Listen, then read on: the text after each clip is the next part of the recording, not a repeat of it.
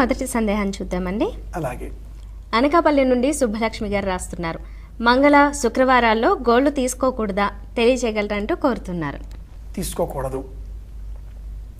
ప్రత్యేకించి మంగళవారం నాడు నిషిద్ధం అని చెప్పబడింది.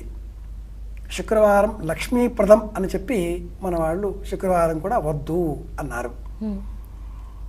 సోమ బుధ గురు శుక్రవారాలు క్షౌరానికి ప్రశస్తం. అలాగే శని ఆదివారాలు మధ్యమం, మంగళవారం నాడు నింద్యము.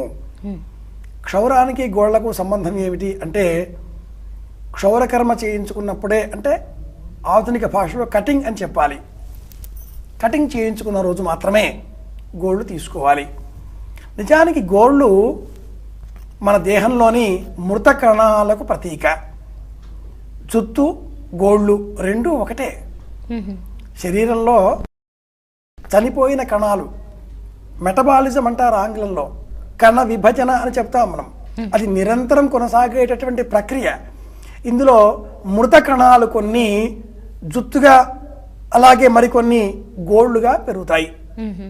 కనుక వీటిని తొలగించడం కూడా ఒక ప్రత్యేకమైనటువంటి చెప్పబడినటువంటి తిథులలో, వారాలలో, సమయాలలో మాత్రమే తొలగించాలి. స్నానం చేయకంటే పూర్వమే తొలగించాలి. చాలామంది ఏమంటారు, స్నానం చేసిన తర్వాత గోళ్ళు మెత్తబడతాయి కాబట్టి సులభం అండి అంటారు. దోషము. అలాగే గోళ్లతో ఏ వస్తువును త్రుంచకూడదు. నన్నఖేనా ధర్మం సూత్రంగా చెప్తుంది. గోళ్లతో దేన్ని తుంచకూడదు. గోళ్లలో విషం ఉంటుందిట. గోళ్లతో రక్కితే కూడా వెంటనే పసుపు పెట్టుకోవాలి. ఆ గీతల్లో ఏదైనా వ్యాధులు వచ్చే ప్రమాదాలు ఉంటాయి కాబట్టి, చర్మ వ్యాధులు వస్తాయి కనుక గోళ్లతో ఇంత ప్రమాదం. రక్కడం, గిచ్చడం చాలా సమస్య.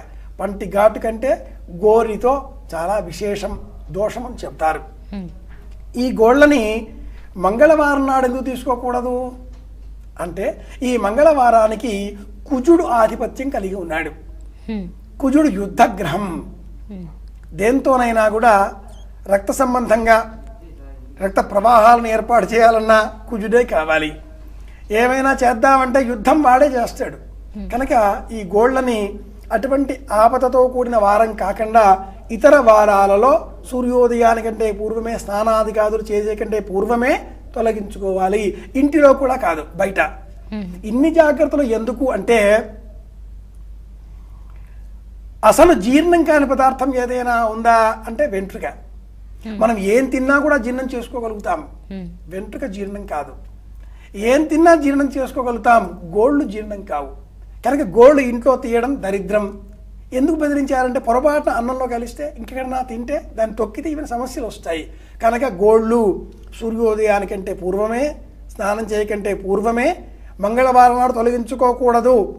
శుక్రవారం నాడు లక్ష్మీప్రదం కనుక ఆ రోజు ఎందుకు తీసుకోవడం, పొద్దు అని అంటారు. మానవులు ఆచరించేటటువంటి పాపాలు అధికం జుత్తును, గోళ్లను ఆశ్రయించి ఉంటాయి.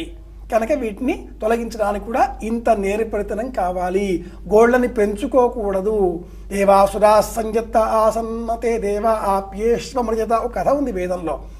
పాపాలన్నీ సూర్యుడి దగ్గరికి పోయాయి. మీరు నా దగ్గర ఉండకూడదు, తిరిగిపోండి అన్నాడు ఆయన. ఎక్కడికి పోవాలండి అని ఆ పాపాలని సూర్యుడిని అడిగితే, గోళ్లను ఆశ్రయించండి అన్నట్ట. ఇంకా చాలా ఉన్నాయి ఆ వరుసలో కథలో. గోళ్ళనే మనం జ్ఞాపకం పెట్టుకుందాం. ఇదంతా తెలిసిన పండితులు ఏం చేశారు చూచి, గోళ్ళని పెంచుకోకూడదు అనే ఒక సూత్రం రాసేశారు. గోళ్ళు పెంచుకోకూడదు. ఎప్పుడు తీయాలి?